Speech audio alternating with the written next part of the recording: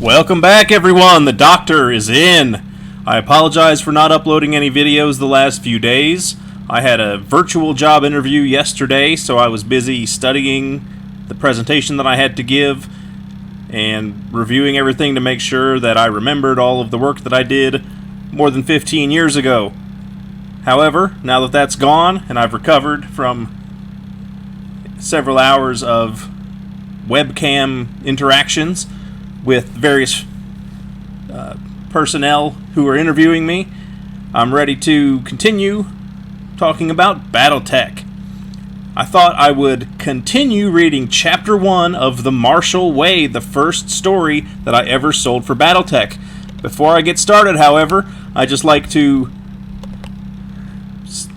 let you know that my newest book, Cats of War 2, is up on Amazon. You can get it in paperback, you can get it for Kindle, and if you have Kindle Unlimited, it's free to read. This is 4 brand new stories of military fantasy and military science fiction with a feline twist. If you check the book out, I'd really appreciate it, and please let me know what you think.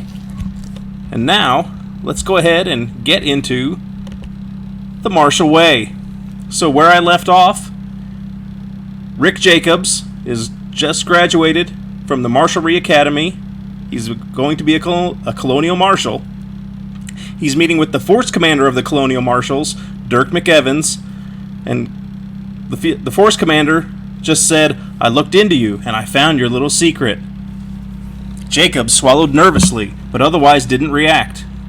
McEvans pressed a button on the desktop, causing part of the polished wood surface to recede into itself, revealing a flat view panel. A battle ROM began to play. Jacobs felt his face flush as he realized it was his. The video playback showed rocky red terrain flashing past in the oddly vertically compressed image from the mech's cameras. A target hove into view, one of the modified training work mechs scattered about a mock pirate base. The targeting reticle passed over the center of mass, hesitated momentarily, then moved to the work mech's legs and fired. The simulation setting of the lasers showed in the scores that appeared on the leg, whereas a fully powered shot would have taken it off. McEvans paused the playback. "Why did you target the leg? You had the same briefing as everyone else on the training op. They all targeted center mass or went for the quick kill by aiming for the cockpit. They all brought down their targets in short order. Yours was the only one in danger of getting away because of your aim. Were you after salvage or something?" "No, sir." Jacobs trailed off, holding his tongue through force of effort.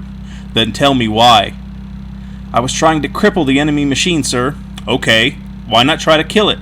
It's clear your gunnery is not lacking, as you hit what you aimed at. That means it's your choice of targets that's the problem." Jacobs' mouth worked behind closed lips. A mixture of anger and shame washed through his guts. He took a deep breath. "I didn't find it necessary to kill the pilot, sir." "Don't trust the low-power training settings?" "I trust them fine, sir." McEvans sighed and sat back in his chair once again. "Are you a pacifist, Jacobs?" "Not exactly, sir, no." "Not exactly?" McEvans scoffed. "You sure seem to have issue with killing the enemy, though." "It's killing in general, sir. This mission," he gestured at the paused image, "was to locate and punish a group that had raided the settlement for food." "That's right." "I don't think killing people is warranted when all they've done is steal food because they're hungry and in need." "Oh, please, Jacobs. No one with mechs, dropships, and a jump ship is in such dire need that they have to steal to live, and you know that. There's more to it when you can't even fire a simulated kill shot on a training op." Jacobs' face reddened to a darker shade of crimson.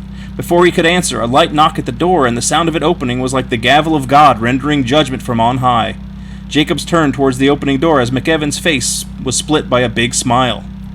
A man had entered the office. "Hope I'm not interrupting?" He wore a long duster that hung to his ankles and swished as he walked. A pair of revolvers hung from a worn leather belt. A thick brush of mustache rode his broad smile, while a broad-brimmed off-white hat sat atop his head. McEvans fairly leaped out of his chair to greet and seized the man's hand in a powerful grip, clapping the shoulder with his other hand in his enthusiasm. Taking a moment to give the man the once over twice, he answered, "Interrupt nothing, Marv. I've been wondering what's keeping you." "Got in late last night, Dirk. No time to adjust to the time difference. You know the drill."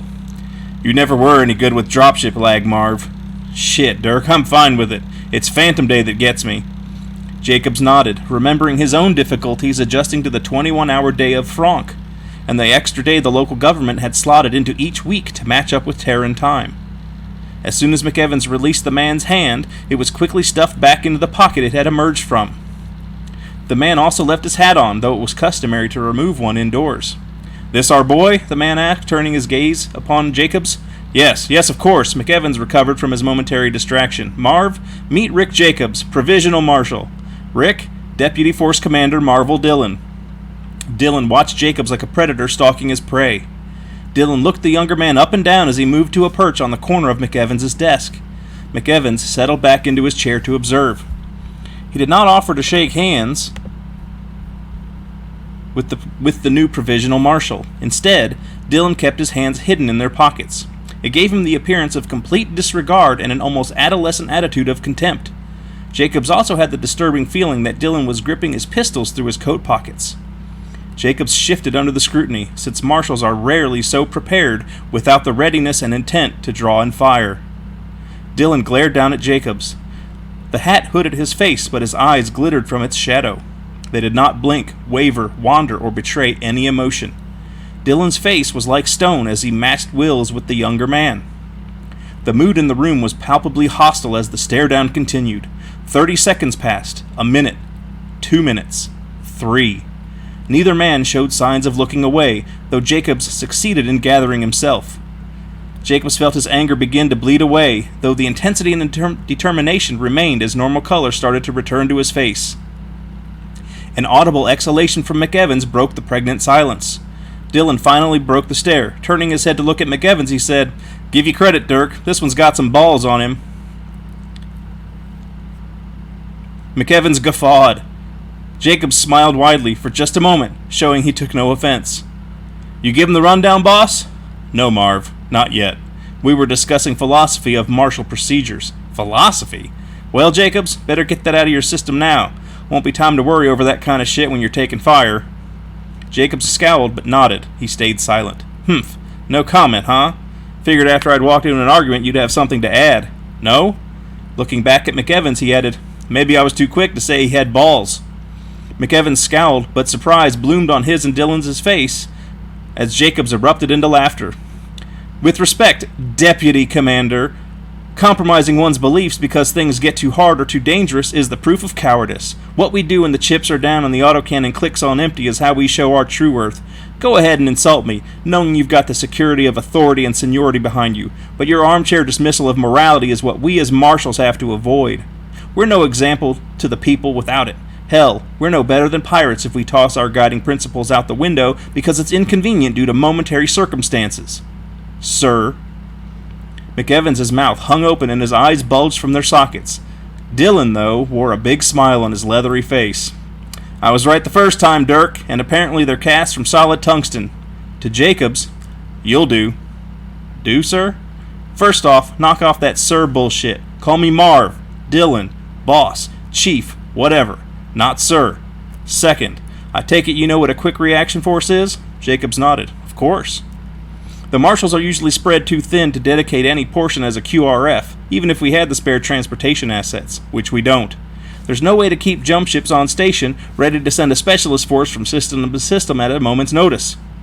By dispersal, we hope to have someone local to respond to most attacks, but the pirates have begun to focus more on remote areas because there's less chance of them running into marshals there, being that they're usually closer to large population centers.